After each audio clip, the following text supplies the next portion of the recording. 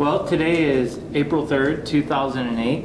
We're sitting in the Barton W. Christian home with Geneva Sweet, and she has been very, very kind, and she's allowing us to sit down here with her and do an interview. How are you doing, Geneva? Just real well. Real well. Good. Good. This is a nice place to be. Good. That's great. Well, Geneva, let's start out the interview. If you could tell us your date of birth. August the 28th, 1911. 1911. And where were you born? In Franklin, Illinois. In Franklin, Illinois. And can you tell us a little bit about your parents? Well, my mother taught school, and my dad was a blacksmith, and also he served as Justice of Peace in Franklin for many years. And he was always having a trial, or somebody was fussing at somebody else, and they'd come to Dad to get it settled. And when he would have a trial in the summertime, he'd have it out in our front yard under a maple tree. And a neighbor girl of mine, Bonita Jolly, and I always went to those trials. We'd get our seat and sit and listen. And one day my dad says, "Now, Geneva, there'll be a trial this afternoon, but you are not to come."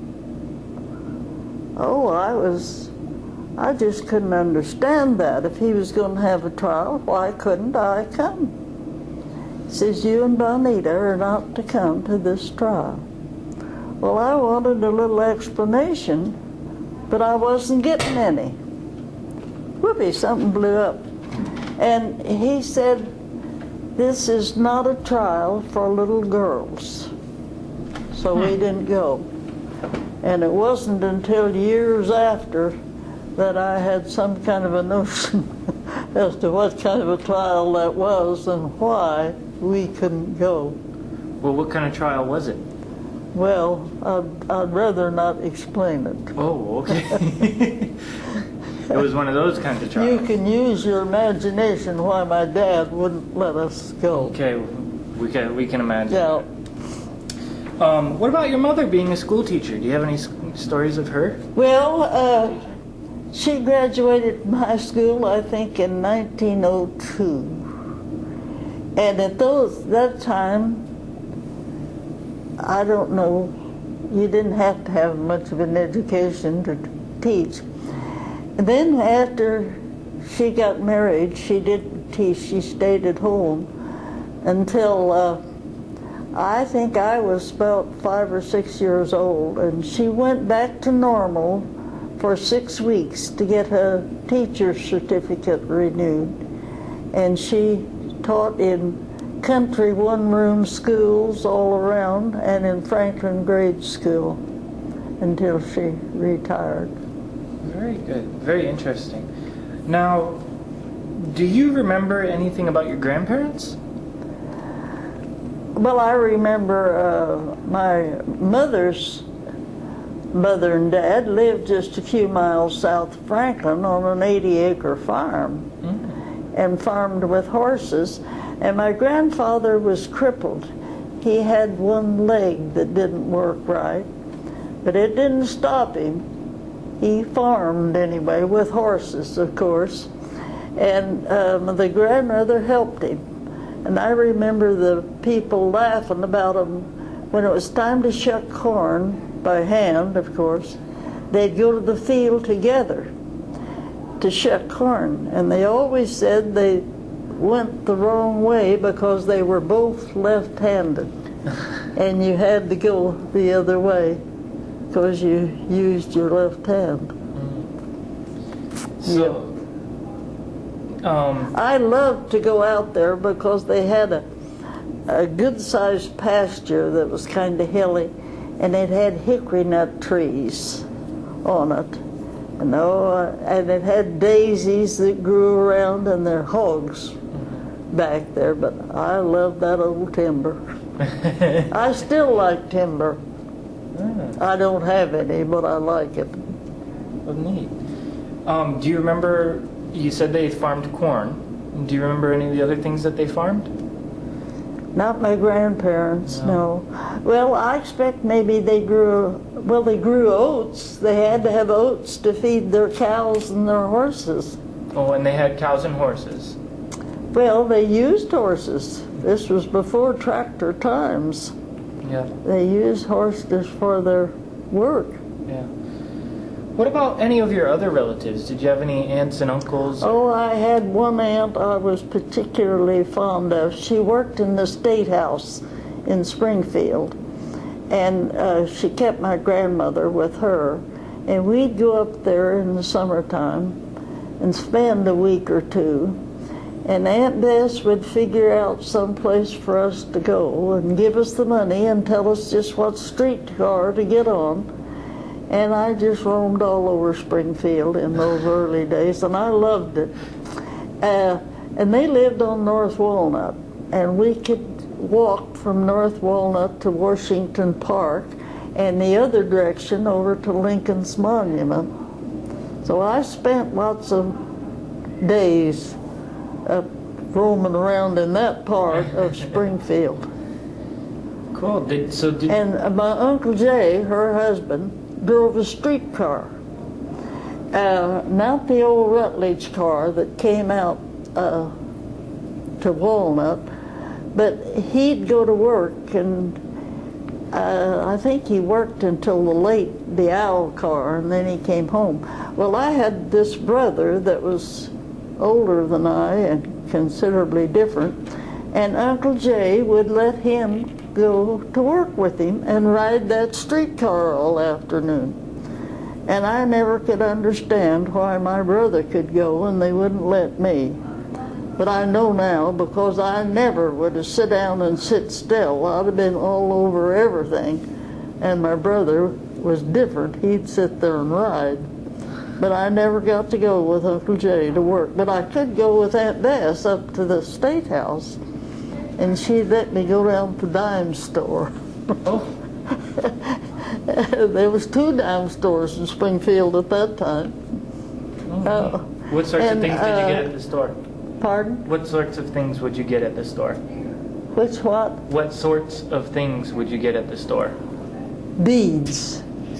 And I like to do fancy work, and I was always buying a pillowcase or something in the colored yarn to work on it. Or I just roam around. I love to go, you know, they sold sheet music. And they had somebody there to play it, and I love to be there to hear that music. But I enjoyed Springfield a lot, and every vacation, Christmas, Thanksgiving, we went up there. And then my Uncle Walter lived on Walnut too. He lived a block on down from my Aunt Bess, and he carried mail around the square in Springfield. We never got to go to work with Uncle Walter. So you went to visit Springfield quite a bit. Oh yes, a lot. What other places did you get to go visit? All the relatives I had lived in Springfield, except this grandmother that lived in the farm south of Franklin, but that was all. I do remember her coming, my grandmother Gottschall, coming by our house in Franklin in a horse and buggy, and she was going to Waverly. At that time, Waverly had this Star store that was famous. You could buy yards of goods and clothing and shoes and stuff, and she was going over to Waverly. And she asked me if I wanted to go. And I rode from Franklin to Waverly shopping in a horse and buggy. Ooh. And then she brought me back home in that horse and buggy. That's the longest buggy ride I think I ever took. Well, that's a cool memory. So did you get to go out and visit your grandmother at the farm very often? Oh yes. Whenever it was threshing time, back in those days, you know, there was a threshing machine that went from farm to farm, and when it was at your farm, you fed all those people. And wives would all get together and cook, and my mother always went out to help her mother get ready for the threshers. And something that always interested me, there'd be, 12, 14 men to feed, and now I didn't call her Grandma, I called her Mama.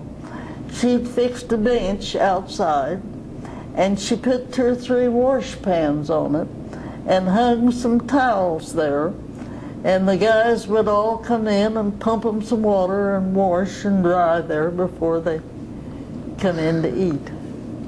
And I thought that was funny to watch all them dirty guys out there washing. Do you remember much about the men that did the threshing? No, because I wasn't old enough. See, I was the last child of my mother's family. My dad had been married before, and his wife died, and he had 3 children by that wife, and then 3 children by my mother, and I was the last child of the whole. And I'm the only one left, of course. At 96, you might think that. So when you went out with your mother to help your grandmother with the thrashing and stuff, what sorts of things did you do? Probably just got in the way. I remember one time, now they did have wheat in those days, and they'd haul it in the big wagon into the elevator, and I'd get to ride in the wagon. Mostly, though, I sat on the post because there was hogs every place, and there was gates, and they left the gates open so the wagons could get through, and I'd sit on that post and keep the hogs from going through. Oh, cool. So now moving forward a little bit, you and your husband lived on a farm, or live on a farm. Yeah. And what year did you both move to that farm together? Well, I went out there about in the 1930s. When we were first married, we were there. And then we moved to Franklin, and he worked at the high school. And then what year did we move? 45. 45. His parents were dead, gone. And Dad always wanted to farm. And when we thought we could manage it, you had to buy pretty expensive farm machinery. We went back to the farm. Interesting. Can you explain a little bit what the farm looked like if you were to stand there? Well, it's the same I don't know what kind of a house the great-grandfather that went to the Civil War built there, but the same house has been built onto, and we were about the 3rd generation of families who had lived in it, and it's still there, and my furniture's still in it. What does it look like? Can you explain it to us? Well, you better have a picture of it. It's a 2-story white house, and I'll tell you one interesting thing. It was a big house. Up the front stairs, there was 4 bedrooms and a hall, and a stair step that come down. And what we called the back stairs was a big room over the kitchen, and it had a stairs that came down, but there was no way to get from the back stairs to the front stairs without coming downstairs and going up, because that back room was where the hired men slept, and the family slept up the front stairs. Oh. But when Leroy and I moved out there, we had a door cut so we could get through. But of course, there was no electricity out there until the REA put electricity through the country. Do you remember when that was?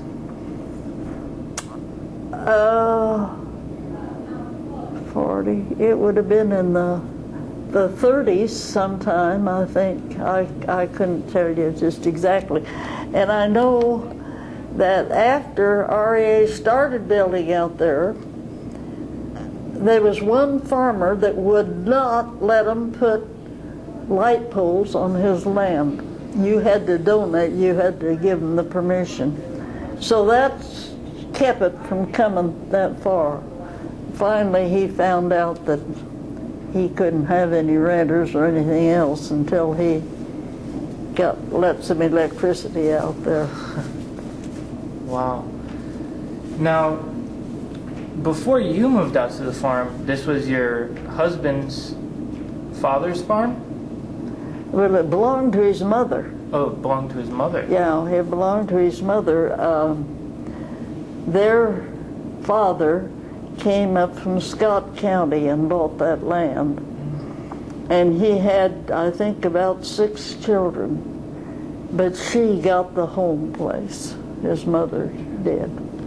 It belonged to her. Now, and it still belongs to my children. Oh, good. To Leroy's children. Still in the same family. Now their names were, the man that came up there was Peak. Jacob H. Peak was the man that went to the Civil War and came home 4 years later. Now, do you remember that farm before you moved there? Did you ever go see it before then? Never went and saw No. Well, just after I got interested in Leroy. So what sorts of changes did you and Leroy make to the farm? Very little, very few. He did build a garage and a kind of a sun porch on that I used a lot and still do, because there was an old, well, they had a scale house. They did, when they shipped hogs or anything, they had a scale house where they weighed their own hogs, loaded them, and trucked them to St. Louis. And of course that scale house finally got torn down, and there's a machine shed built there that the renters still use, in good shape. Put a bathroom in the house. What? Put a bathroom in the house. Yes, he did put a bathroom in. Put a bathroom downstairs and finally a half bathroom upstairs, because he took one of those bedrooms and that left 3 bedrooms and this big back room we'll talk about. That back room is where all this old stuff, everybody that moved in and out left their old stuff up in that back room. And that's where a lot of it still is. Now, did you and your husband have any hired help? Yes, he had, but then never any hired help that lived with us. It was just day help. See, we raised 2 boys, and those boys did a little help too. You never did have to milk a cow though, did you, Harry? No. Fed hogs though. I fed hogs. I loved to go out where there was a wagon full of corn and throw ears of corn out to the hog. Oh, really? Yeah. What other sorts of things did you do on the farm? What? What other sorts of jobs did you do on the farm? Cooked, killed and dressed chickens, canned stuff that we grew in the garden, and there's no end to work on a farm. The way they were run in those days. Of course, we didn't have a deep freeze for a long time until the electricity. And one year when he was in 4-H, what you have is you bought 100 chickens, little chickens, and raised them. And when they got frying size, he sold a lot of them. And what he didn't sell, I dressed and put in the deep freeze. And we ate them all winter. I wouldn't want to dress that many chickens again. My daughter always laughs about how she and her husband moved to Peoria. And when they'd buy chickens from the grocery store, everybody else bought cut up ones, but she'd buy a whole one. They were cheaper, and she knew how to cut it up. And she said all the kids in that end of town would come in to watch her cut up a chicken. Because they didn't know how, but she did. Well, I didn't know how either. My husband taught me how.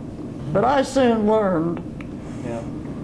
And then, I don't know, we used to butcher our own hogs, you know. Wow. And they'd make a whole lot of, families would do that together. We'd have a whole tub of sausage. And I can remember frying, what we call frying it down. You fry it and you put it in a fruit jar, and then you pour some grease in there and turn it upside down. And that grease sealed it. And you put it in the basement, you got it out when you wanted sausage, and there it was, ready to eat. Interesting. Now, you mentioned you had a garden. Oh, yes. What sorts of things did you grow in your garden? Well, you started out with lettuce and radishes and onions, and then you had green beans and beets and sweet corn. Oh. And them darned old green beans, we'd cook coal packed them. You know, you picked them and you washed them and you broke them up and you put them in a jar, and you put them in a big vat of boiling water and boiled them for 3 hours. That sealed them, put them in the basement, and we ate them in the winter. They weren't as good as fresh ones, but they did serve a purpose. Yeah, we had peas, and, oh, I don't know, mostly sweet corn. Everybody loves sweet corn, don't they? And of course, then we didn't have a deep freeze. I cut it off the cob and canned some of it. Got to the place where you could freeze it. It's lots better that way. Whose job was it to work in the garden? Well, it was Dad's mostly. We all helped, kept it hoed and fixed.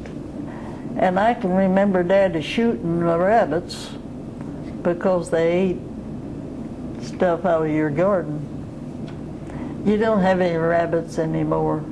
The farmers don't leave any cover for them in the winter time like they once did. Because every Thanksgiving after dinner, the guys would go hunting.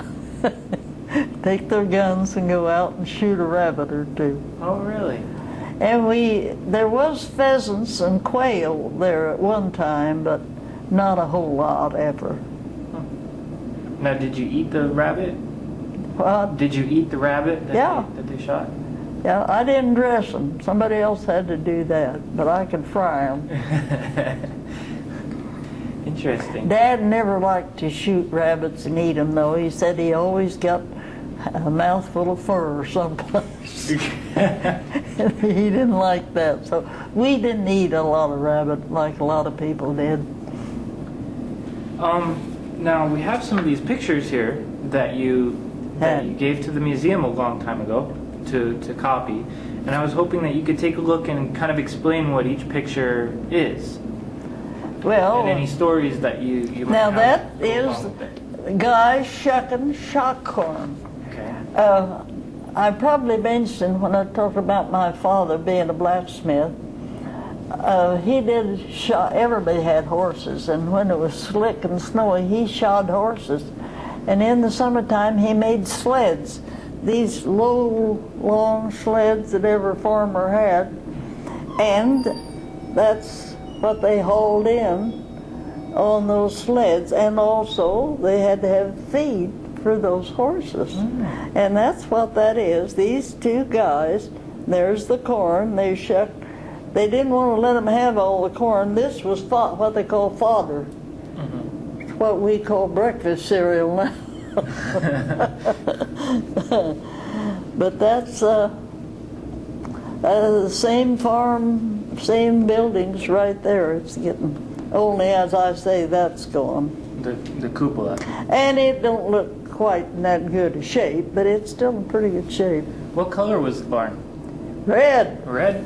It had to be Now, red? why do you think they made them red? I have no idea. Well, they held heat a lot better than white. You get red hot, it'll hold the sun's heat a lot better than anything else, and all the barns were red. But those bats were white that was on there. What sorts of things did they do in that barn? Well, they milked cows, and the horses had to have protection. As I remember, the horses come in on this side and the cows over here. But you milked by hand, you know, in those days. And that's, and there was hay up here in the barn loft that was put in there to have to feed. Yep. And now Dad built, well, there's a driveway right through the middle of the barn. And he built bins over that driveway, and you unloaded beans or shelled corn on this side, and you had an auger to put it in those bins.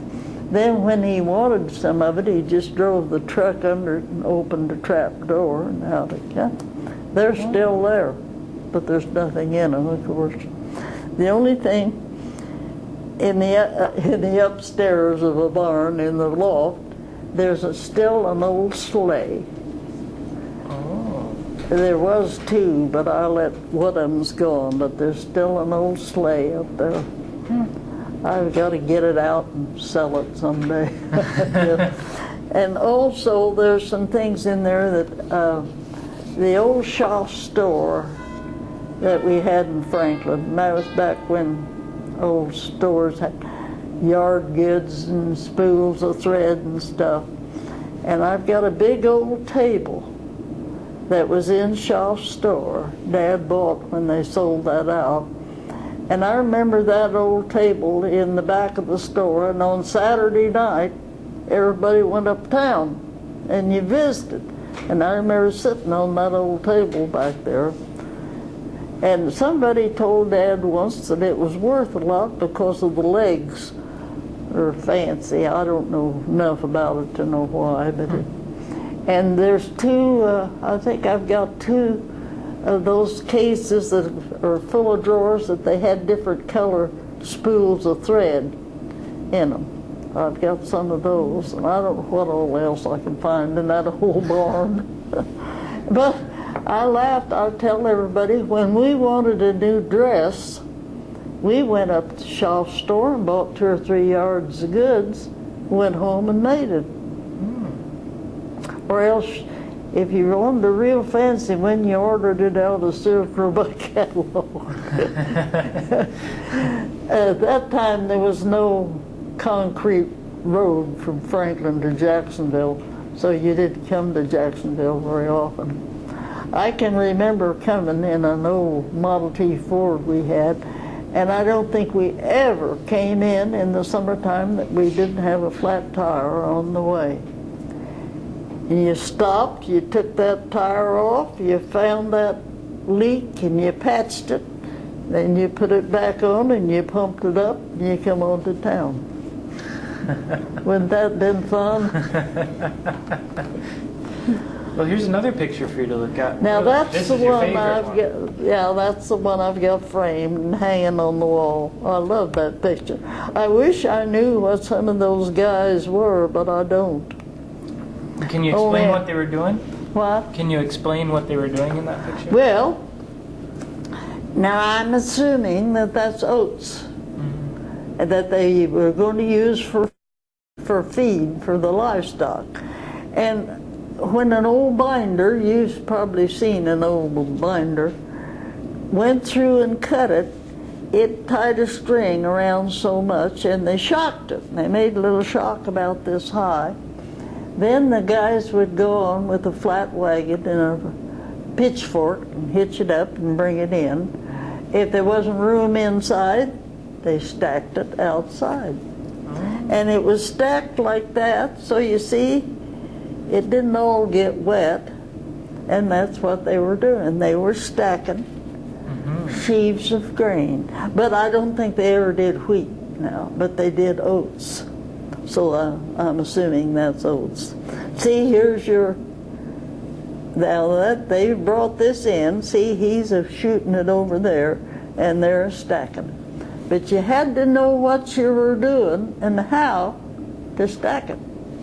And everybody wasn't very good at it, but some of them were. See how perfect those look? Yeah. Yep. Now here's another one.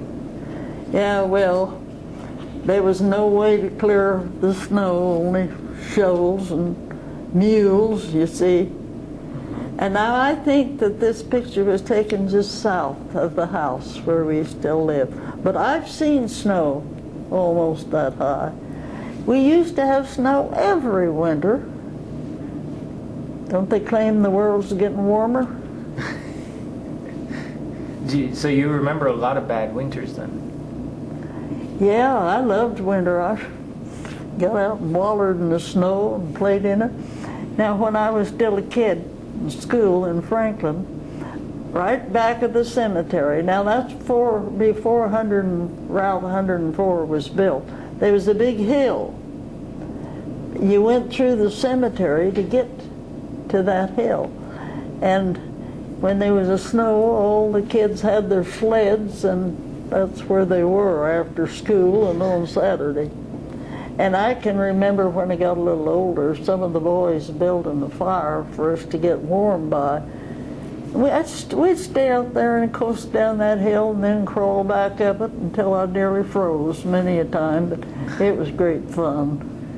And I remember so well one time, this 5-year-old older than me sister had a friend that her dad had a special sled built for her, long one, and a way to guide it.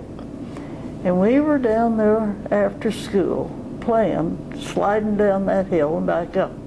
Eleanor was learning how to guide that sled. I was on the back because I was younger than the rest of them. Started down that hill and she hit a thorn tree of some kind. And we was going pretty fast, and of course it just shot me up in the air over that thorn tree. And the doggone thing scratched my face. Now, not a deep, bad scratch, but enough of little drops of blood. They thought they'd killed me. I was all bloody. Took me home, cleaned me up. Oh boy, I've always remember flying through that thorn tree. Now, do you have any stories of winter on the farm that you and your husband lived on? I had what? Any stories of winter time when you and your husband were on the farm? Well, that was mostly flat land, and it was just, and you didn't run to town after a loaf of bread every time. You made a batch of biscuits. No, you see, by the time we were married, the early 30s, things had changed a whole lot. And the road commissioners got machinery, and they weren't long about opening up the roads. How about this picture? Well, that's the one that I think was those people building the railroad. I don't think it could be anything else. I think they lived in that tent and they cooked them. One story I remember, now Leroy's dad told this story, when these people lived there, they'd come up and buy eggs or chicken or something, and one day a guy come up and he said they'd all been sick, and they wanted to know, well, what was the matter? Well, they're sick at their stomach. And he said, well, what do you suppose caused that? He says, I don't know. Too much of the big-eyed chick. They'd been eating owls. Oh my gosh. And he called them big-eyed chicks. Dad always told that story. I think it was true. Too much of the big-eyed chick. So these people were living in this tent while they were building the railroad? Yeah, these was the wives and the men. And this bucket you mentioned before, what do you think they were doing with this? Washing clothes. Washing clothes. On the old washboard. I've done that too. They could heat water on this stove. See a barrel of water and stuff. They had a way to get along. I remember how this is back in town.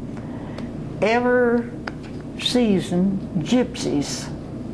You know, there was gypsies roaming the country at that time with a pony or a horse or two and an old wagon. And they'd camp outside town. And lo and behold, if you had anything that mounted anything that you wanted to take care of, when the gypsies come to town, you better watch out.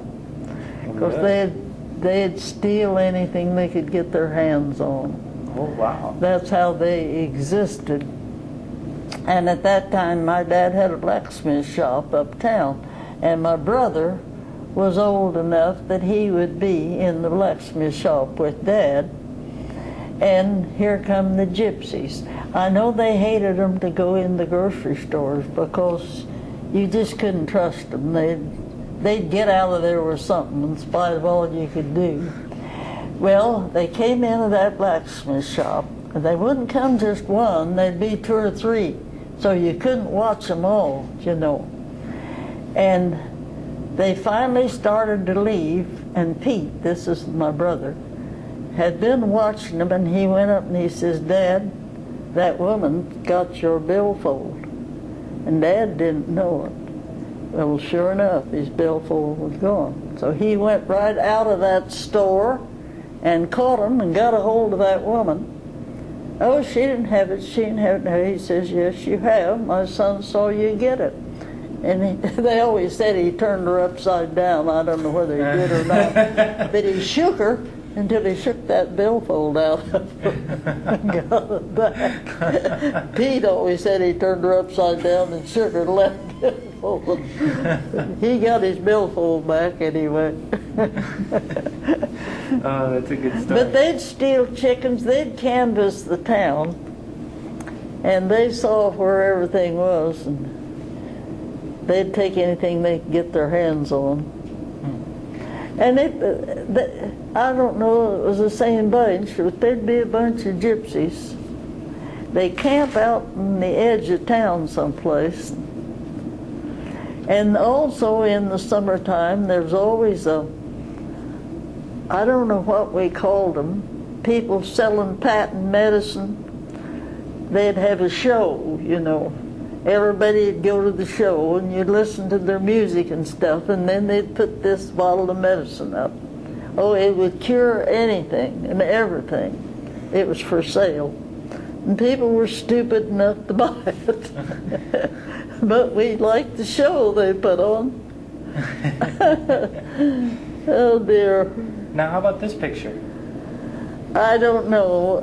Now, we never raised calves for sale because we didn't have any permanent pasture.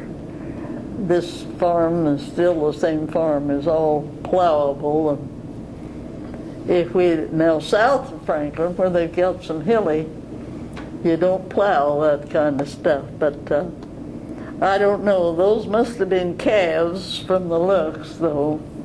But occasionally you killed a beef. And I remember one time canning a beef. Imagine that. It was a calf. I cut it up in squares and seared it like I was going to cook a roast. Put it in a fruit jar and sealed it up and put it in the thing and boiled it for so many hours, and it did keep. It was darn. And then you poured the juice over it, so it was good? It was mighty good. And it almost looks like that's a goat. Did you? Yeah, it does, don't it? Well, maybe they had goats. Now, this had been before my time. Yeah, I think you're right. I remember Dad saying that at one time they raised some sheep, but not in my time. What about your neighbors? I mean, I was looking in the distance if there were any neighbors. About what? Neighbors. Well, you had neighbors in those days. You went to the telephone and you talked to them about every day. That was all you had to do for entertainment, I guess. Nobody had a radio or TV or anything. So, but that was before I moved to the country. See, I didn't get out there till the 30s. Yeah. When you moved out there, what did you do to talk to your neighbors? I mean, did you just call them on the telephone as well? Oh, well, you had these old phones that hang on the wall, you know, that you cranked. And there'd be 4 or 5 families on one line, and so many rings would be your call. Maybe there'd be 2 longs and 1 short, or 2 shorts or something, and you knew which ring was yours. And if you wanted to ring a labor, that's all you did. You rang there and then. Do you remember which ring was yours? No, I couldn't tell you now. That's been too many years ago. Yeah. 3 longs and 2 shorts. And it was quite sporty. I think whenever somebody else was talking, you could listen. They called them pikers always. There'd be so many pikers on the line listening to what the other people were talking about. Did you ever do that?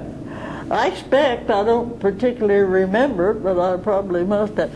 And I know Leroy's dad would get so aggravated, he'd want to call something about his business, and he'd go to the phone, and the line was busy. And when it was busy, you couldn't. And there was an old lady that lived with her son and daughter down the road. What was her name? And she was always on the phone. She didn't have anything else to do. And Dad would go back and listen, and she'd still be talking. He'd go back and he wanted to use that telephone line. He'd get so mad at her. Oh, here's another picture of the farm. Yeah. Well, that windmill was right over here. Yeah. Do you remember the windmill when you moved there? Or no? Well, yes. It was Richard that. See, we had some cattle up in the Bateman land, and had a windmill that pumped the water, and it was his job to go up there and see that if the wind wasn't blowing, you had to pump it yourself. To go up there to make sure there was water for the whatever livestock Dad had up there. Yeah. How about that one? Oh, look at those big straw hats. I don't know what they. Looks like they're starting a straw pile, don't it? Well, when the thrash machine came out, it separated, you see, stuff, and then you had a straw pile, a haystack, we called them, up there. Now this reminds me of another picture that I saw of some men digging some tiling. Doing what? Doing some tiling? Oh, yeah, they did a good deal of. There's several pictures. Well, now you'd say that land's flat, but it's not, according to the way the water goes, of course. And there's a big tile that runs, it's a mile from this road to this one, and it drains that direction. You've got to know. You can't make it run uphill. It won't do it. It drains. And they tile their land, which took the water from underneath, kept it from getting too soggy. Yeah, there's pictures of that old tiling. And they still tile once in a while. Do you remember them tiling on the farm when you lived No, no. there? Do you remember any of your neighbors having it done? No. Well, there's still a family that got a regular tile digger. They don't dig it by hand anymore, but not in the part of land where our farm is.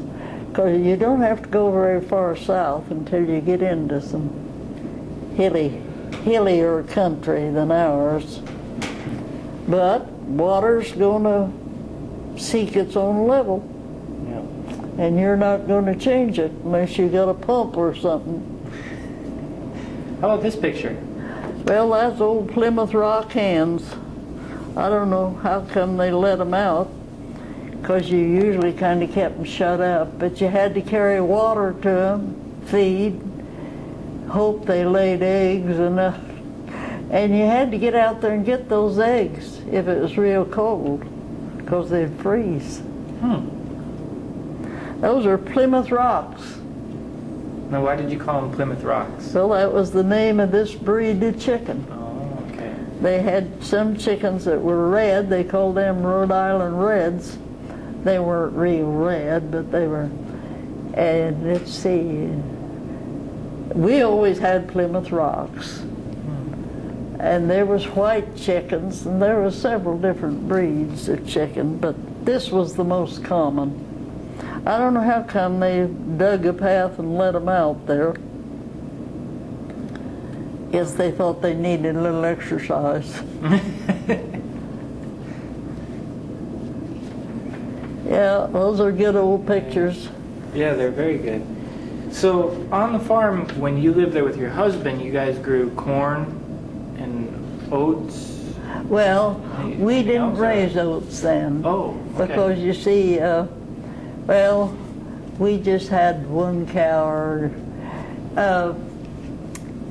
You had an old separator. You know what one of them was? You brought your milk in and you poured it in this separator and you run it through. And it took the cream out of the milk and put it, and then a man comes through the country picking that cream up and taking it to a place where it's made into butter and stuff. Back in them good old days. And you had that darn separator to wash every day. You had to take it all apart and wash it. It'd get, the milk was then get sour if you didn't. And the milk that was left, there was more than you could use, you fed it to the hogs. Now, did you sell cattle to the markets at all? Or We didn't was raise strictly- cattle. Okay. In order to raise cattle, you've pretty early got to have pasture land. Now I probably, well, I had an old cow or two, and they'd have a calf now and then, of course. But after the corn was picked, Dad would put electric fence around and put hogs in there, and they'd pick up the corn that was dropped and stuff. And then you pull those old electric fences up the next year and went at it again. So then you raised hogs. What? So then they raised hogs on the farm. Oh yeah, we always had hogs. And what kind of hogs? Was there a specific breed or What something? kind of hog rugs did you have, Harry? Durex. Durocs? They were kind of red, weren't they? Yeah. We did have some dark with a white band around them though at one time. I don't know what they were. China, Poland, or something. Poland, China. Something to that effect. And they were raised for market. And what market did they sell them into? St. Louis. Into St. Louis. Do you remember how much your husband would get for them? Well, the price went up and down. It wasn't the same twice, 2 days in a row hardly. And you tried to top the market. If you topped the market, that meant you had hogs in good shape. There's lots of difference in them, how much you'd fed them and what you'd fed them. The markets varied every day, just like the corn and beans market does now on hogs and cattle both. And you kind of watched and kind of knew when it was going up or down and hoped to top the market. If you topped the market, you had the best hogs. Now, how did he get them in? How did he get the hogs into St. Louis to sell them? A big truck. There was a guy that lived in Franklin. That's all he did was truck livestock back and forth. So then, did he hire them to? What? Did he hire this man to truck the livestock? Oh yeah, into- you paid him so much to haul them down there. Of course, you had to load them, and you get them down there. Of course, they had chutes and places to unload them and weigh them. You sold them by the pound. Yep. That's the way we made our living, wasn't it, Harry? That probably put Harry through Illinois College. So then you raised the crops to feed to the livestock. Well, yeah, but you had Of course, when you picked corn those days, you picked it in the ear. You don't do that anymore. And you stored it in a corn crib. And you usually let it stay there till spring. Then you hired somebody to come in and shell it and sell. But those days are gone forever too. And always when it come time to shell it out, there'd be rats in it. Oh, really? Well, how'd you deal with the rats? what'd you do with them? You killed them if you could. Or you had a dog or something to get rid of the rats. Now, you said your husband would hire day laborers? Yeah, he hired men to help in the busy time when you needed it. Did you remember Ed Boole coming out? No. Oh, Harry's my youngest child. And who was Ed Boole? Oh, he was a man that lived in Franklin that needed part-time jobs. Busy time, Ed would come out and work a day at a time. And what sorts of jobs would these men do? Well, depend on what they were doing. Now, not usually. Your ground had to be plowed, it had to be worked down, it had to be planted, and then after it came up, it had to be plowed. You plowed it, and then you crossed it to get the weeds out. Then you hoped for rain and sunshine enough to grow ears, and then you started picking this way. There was always, and then we had hogs. Well, not only Ed, that guy, that other guy's name used to come and help. And now, I just mentioned raised hogs. He raised baby hogs, and they had to be vaccinated. You had to catch them, and he'd vaccinate them. Just work. How many hired men did you have on the farm at a time? Never had but one at a time, unless in a special, like that picture there. No, because we didn't have that. And machinery got to the place where it did a lot of things you had to do by hand before. Now, your husband probably had a tractor. Yeah. What kind of tractor do you have, Harry? Oliver's. What? Oliver's. Oliver. Oliver tractors? Yeah. Now, was there a big thing when he got his tractors? Was it a big deal, a little deal? I mean, Well, it was a big expense. Yeah. But it was the coming thing, just like everything else. People got rid of their horses and got their tractors. And this year, it's really hurting them. is it? Well, you know what gasoline prices have done, don't you? But you can guess what oil to run a tractor has done too. It's gone up. So, Yeah. What other types of machinery did you have on the farm? what we have, Harry? We had an old plow. Several plows, combines, harrows. And Graders. you kind of worked it down with a harrow, and then you planted it. It was much simpler, but you had to have. And nowadays, it costs one machine will do a lot more work, but it costs like the dickens too. Speaking of costs, I mean, how did you afford to run your farm? How do we what? How did you afford to run your farm? How did we afford it? Well, if we needed some money, we borrowed it from the bank, and then we paid it back whenever we sold a crop or some livestock or something. Of course, you paid interest, but that was just part of the turnover. Like businessmen do the same thing today. Now, you mentioned before that you would sell the cream from the milk. Were there other small things that you would sell on the side, kind of to... And every little town had a place in the town where they'd buy your cream. You take it to them and they'd buy it. I don't know whether they tested it or bought it or how they paid for it. Yeah, or Some people made butter and sold butter. I've made many a pound of butter. You worked it out with your hands and patted it and washed all that buttermilk out of it so it'd be sweeter, salted it. There was your butter. Interesting. Do you remember any times on the farm when it got really difficult? Were there some times when, money really became tight? Well, I think money was always tight because we didn't see a lot of money.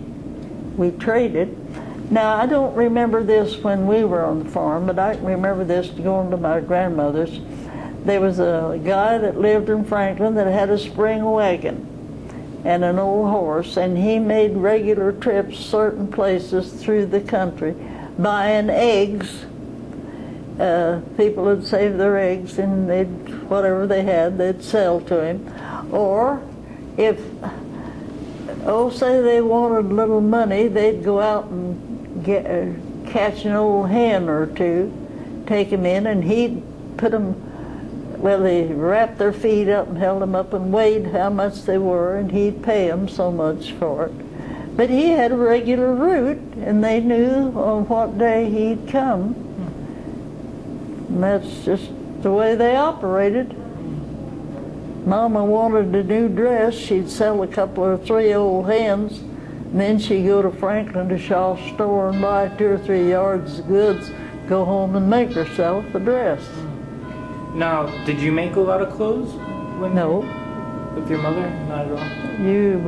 You made what you needed, and that was it. Money wasn't as loose in those days as it is now. Yeah. I guess loose is the word. And they're trying to make us think we're going back that way, don't they? What were some of what are some of the best memories that you have from when you were farming? The what? The best memories. Oh, I don't know. We liked it. I liked the outdoors. And of course, now there was 2 big old white horses when I first got out there, Peanuts and Bess, that they used in the field, but we never rode them or anything. I don't know. It was life. It was the way you lived. There was no school bus to take you to school. Lots of times, a family lived in the country, and the oldest one had probably been through the 8th grade, and he was ready for high school. But his dad had to furnish a way for him to go in, or else they had to get someplace for him to live in Franklin. And this child had probably had to go an extra year to school till somebody else got old enough to 2 of them to go in together. They didn't think anything of holding them home until...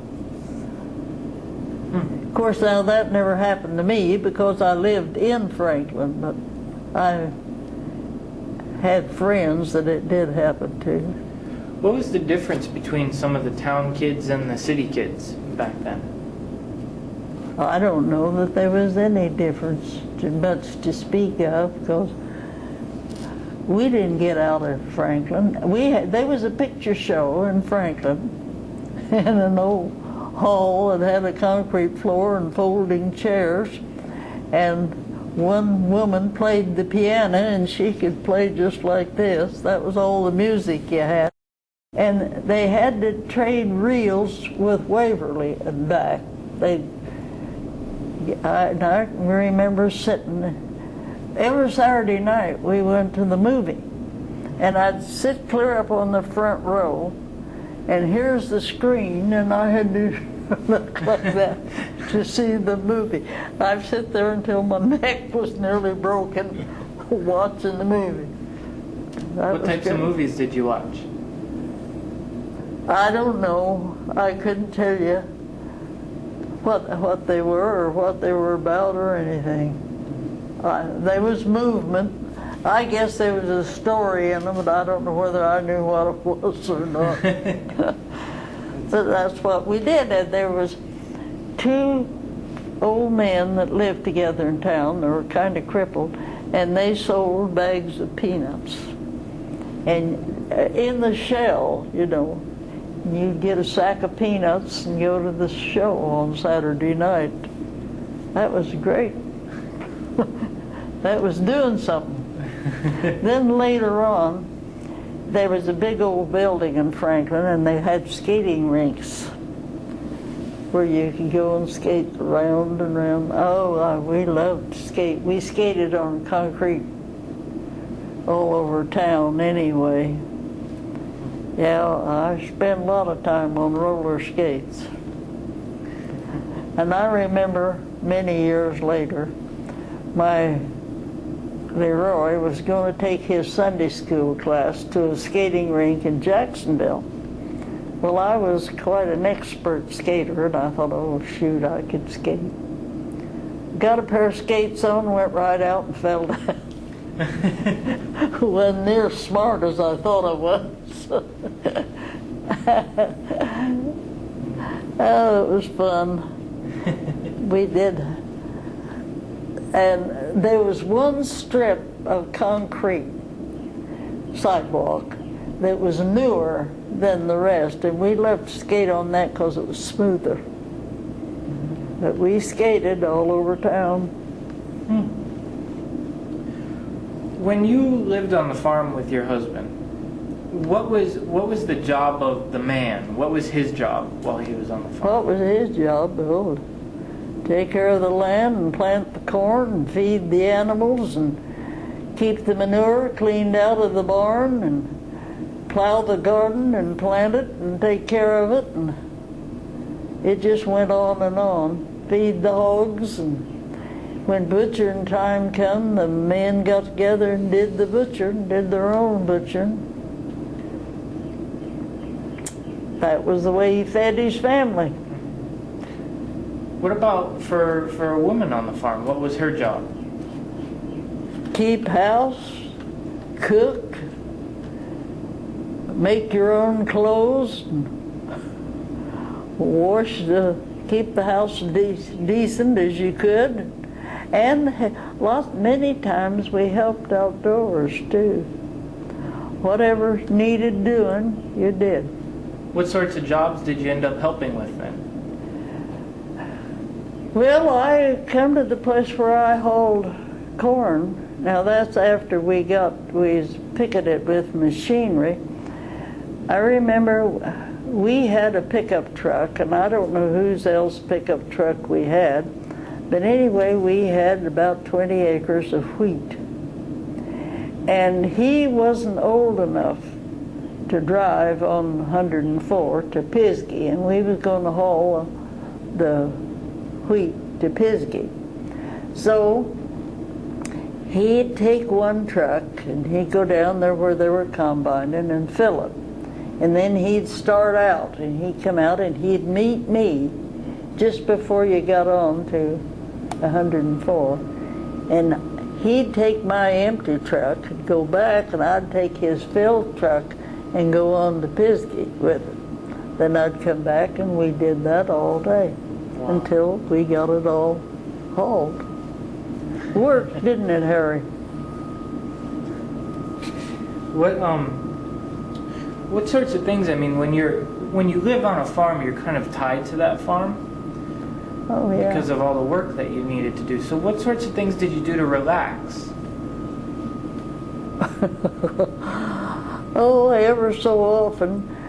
Back when there was these little schoolhouses, they kind of used them as a center, and that's why people were so upset when they did away with those one-room schools and made consolidate. Oh, they thought that was terrible, because the schoolhouse was your center of activity.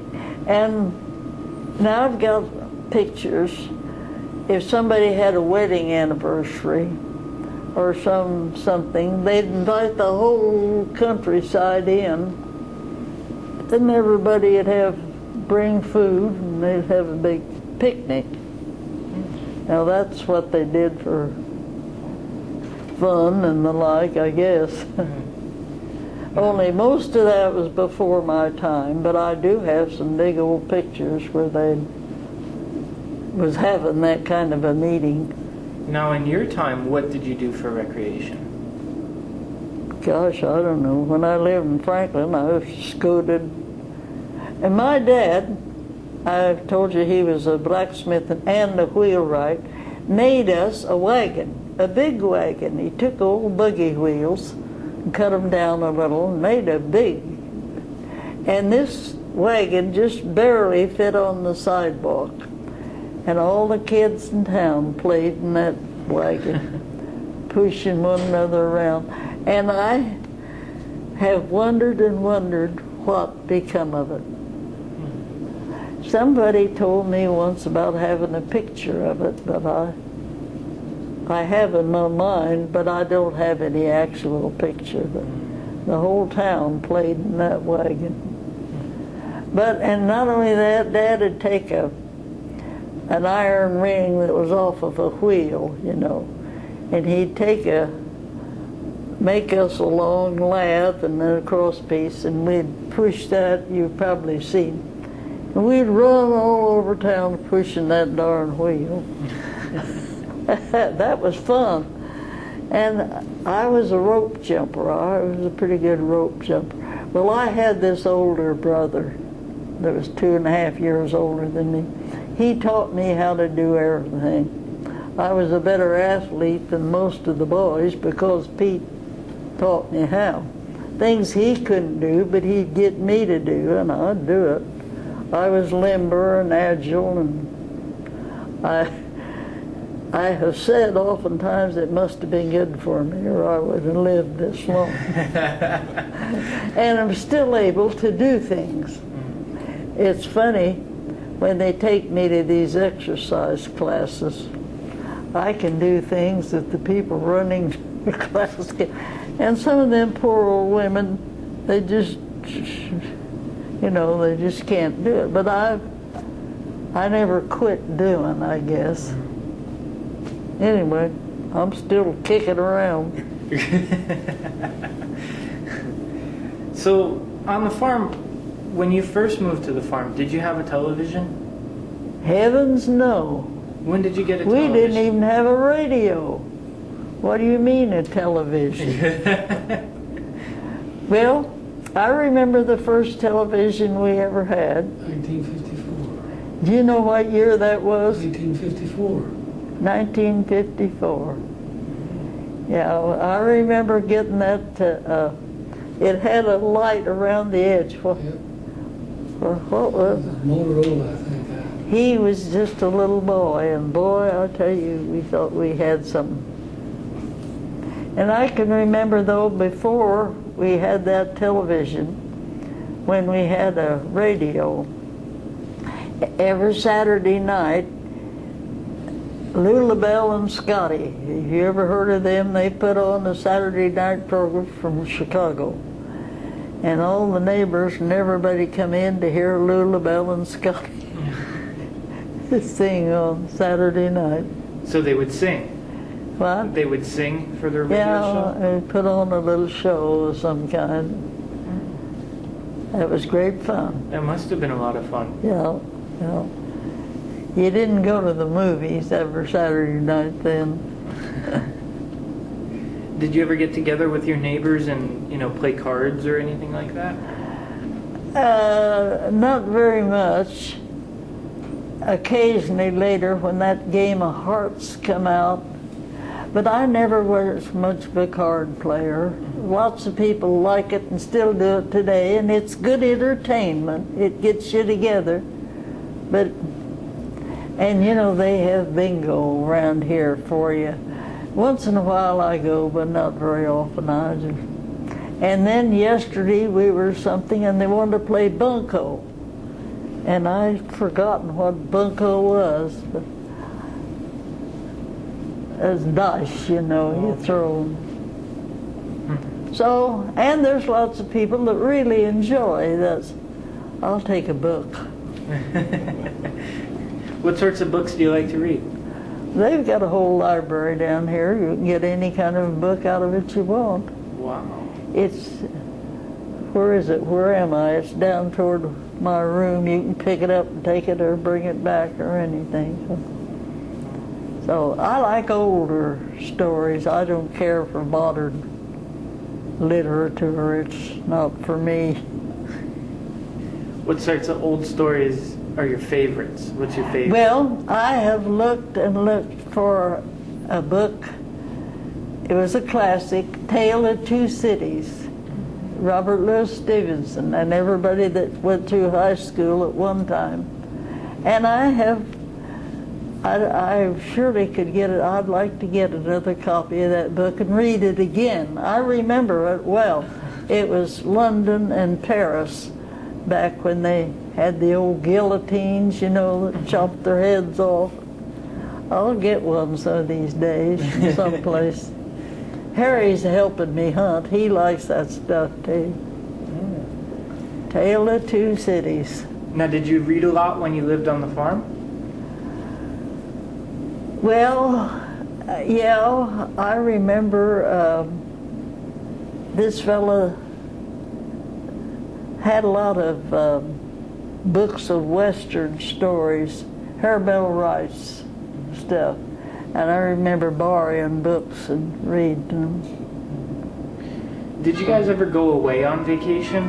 What? Did you ever go away on vacation? Oh, heaven, yes, Dad and I, but not until our kids were grown and gone. Where did you go? Well, I've been in every state in the Union. I've been in Hawaii, I've been in, I would say, almost all of the countries in Canada, and I've even been to Europe. Whoa. In 1990, we went to Oberammergau to the Passion Play. And while we were over there, we rode 3,000 miles in a bus. So I've been around, but I'll always come back home. What is it that when you go away and you come back to Franklin, what is it that's there in Franklin that just makes it feel like home? Well, I never was much of a buyer to have things to remember, but Dad took it from his dad, I guess, like pictures, and I've got slides galore. I don't know what's ever going to become of them, but I've got a whole mess of them at home. And I've got the old machine I don't get them out and look at them. I think I'm going to, but I don't do it. Interesting. What about, your kids? Were your kids involved in, like 4-H? Yeah, Harry was a 4-H'er. Ann wasn't. I don't know where they didn't have it. I was a 4-H leader for several years, and Dad was a 4-H leader from the agricultural standpoint, and Dad was also a Boy Scout leader after we moved to Franklin for several years. So, and I can remember when Harry was little, Leroy would be getting ready to take the scouts out to camp all night, and he was just not old enough he'd like to go, but he wasn't old enough to be a scout. And he'd come to me, Mom, would you ask Dad if I can go along? And Leroy would let him go with him. But he wouldn't go ask his dad, he'd come and get me to go and do it. But it was great fun. There was timber around Franklin. There still is some good timber, not like there used to be, but... What did you have to do to be a 4-H leader? Well, I don't know, just volunteer your help. And then the University of Illinois would send somebody down to the Farm Bureau thing ever so often to give you some instruction and some help in how to manage and what to do. And of course they had books to fill out, and then at the end of each year they had, at the county fair, they had a showing. You had to show what you had done through the year. It was quite involved, and it was a good thing. And there's still 4-H going on, but not like there was then, because there's too many things to be interested in, and there wasn't then. Now, you told me before you were involved, you are a member of the Farm Bureau. Yeah. Can you tell me about the Farm Bureau? What is? Well, I know very little about it now. And after my husband died, I remember getting a bill, and I thought, well, it was $65 a year. And I thought, well, shoot, what do they do for me now that I needed to do that? So I didn't pay it. And it wasn't long till I got a letter letting me know our farm insurance, our barn insurance, our ever insurance we have is in Farm Bureau insurance. And if I didn't belong, that insurance was not valid. So I changed my mind right quick and paid my insurance, my interest, and I've been doing it ever since. And I'll have to continue because I've never moved any of the insurance. What other things did the Farm Bureau do besides insurance for your farm? Well, if you needed advice on something, the Farm Bureau manager had to have a certain amount of education. They'd just talk with you and help with you, and if anything new come out, teach you about. And also they'd get together, farmers, and ever so often, and they have a yearly meeting. They still do. Anything new come up, and anymore, money has a good deal to do with it. How to handle it, what to do with it, if you got any to handle, any extra, that is.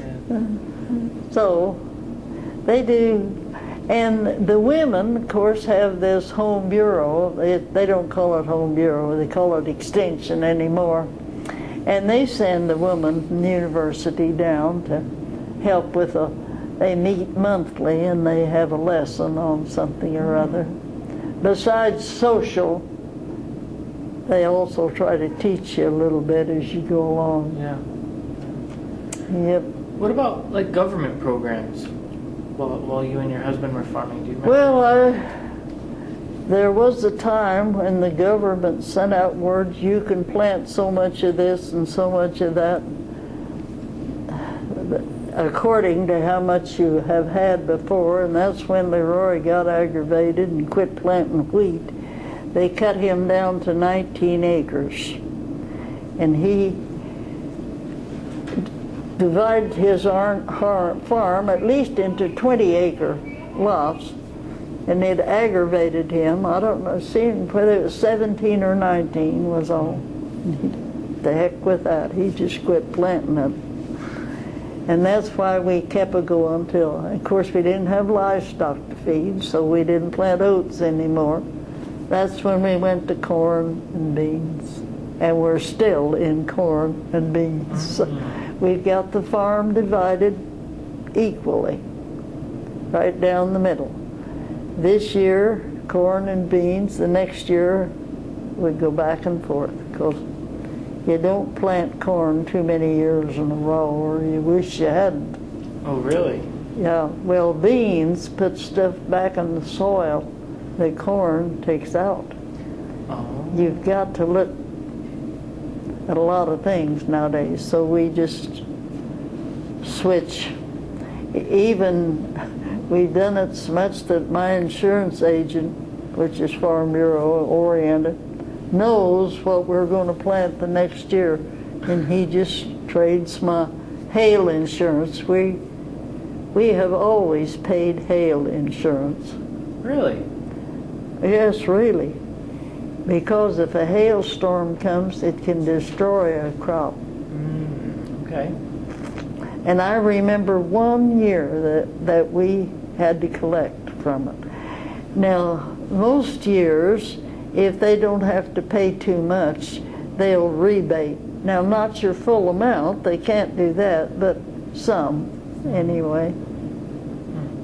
So, farm business is complicated anymore. Yeah. You know, there's lots of dangers out there for farming, you know, there's a lot of danger out there with farming. And there'll be more. Yeah. There's a lot of risk. But your soil has to be taken care of. You don't just plant and plant and plant. You have it tested and see what it needs. There's people smart enough to know what kind of soil you have to have now to grow a crop, and you better take care of it. What about like droughts? Well, Do you ever what about it? Nothing. You can't do anything about it. If it don't rain, it don't rain. And you bear the whatever happens because of it. But now there are places down across the river where they have irrigation, you know.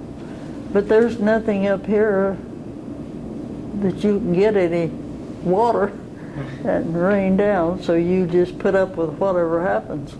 Do you remember any really bad droughts? Any years? Well, now I remember one year, now it seems to me this was around 56 or something, that we just almost didn't have a corn crop.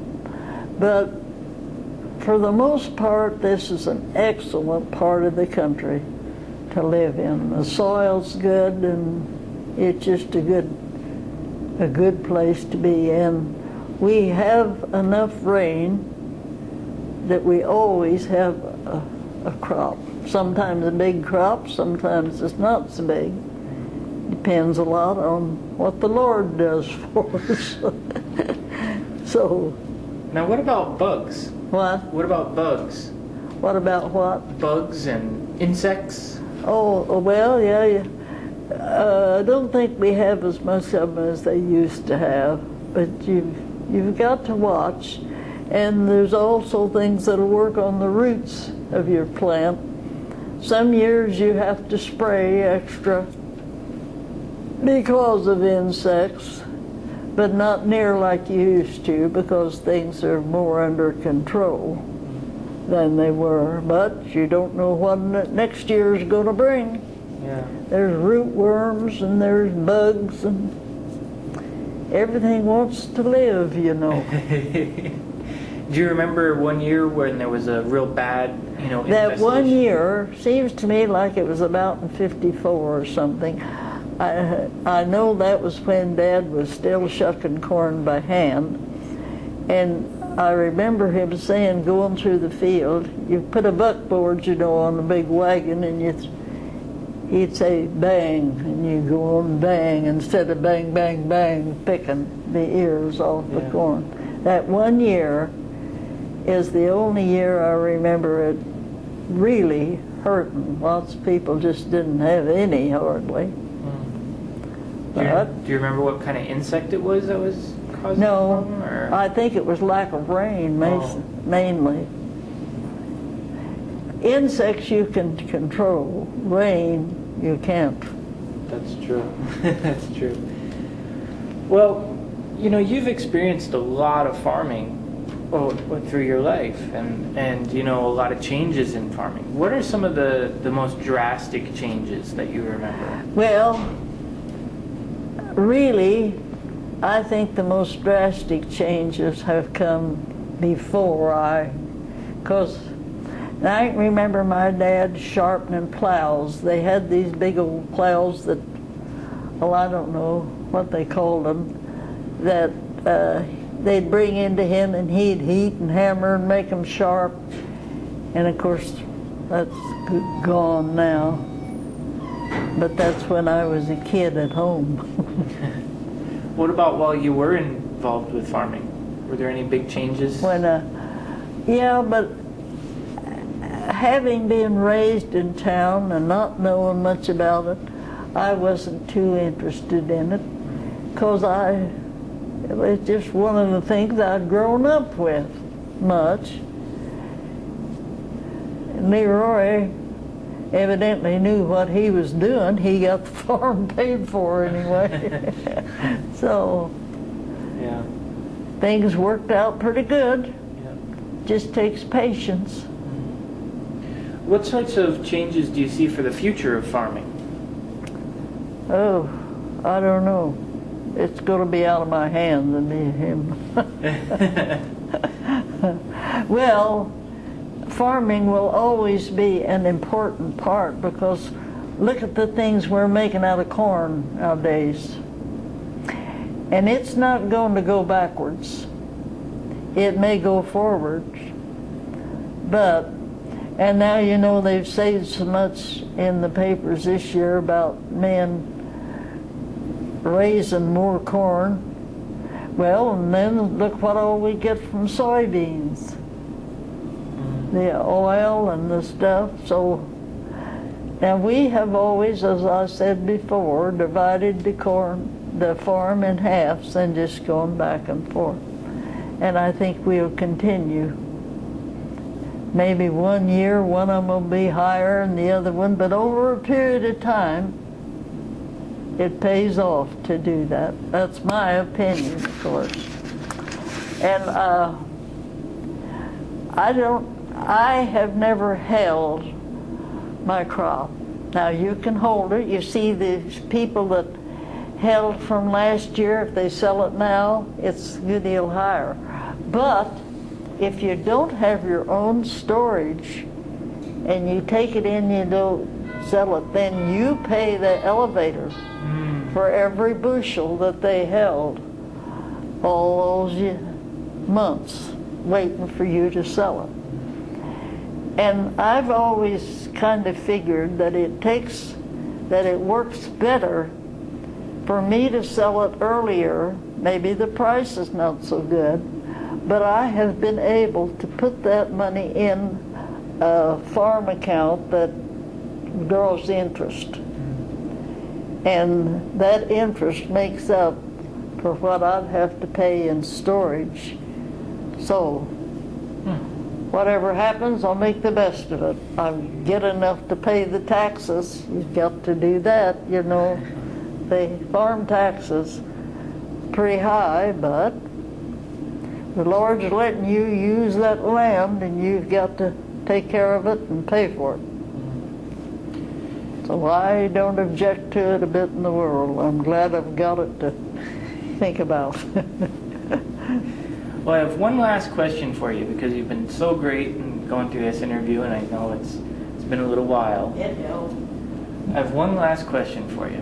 This interview is gonna, kind of be around for a long time, and hopefully one day your grandkids and your great-grandkids might stumble across it and say, "Hey, look, there's Grandma Geneva, and she did an interview." I don't think they'll be too interested, because they've not been raised on the farm.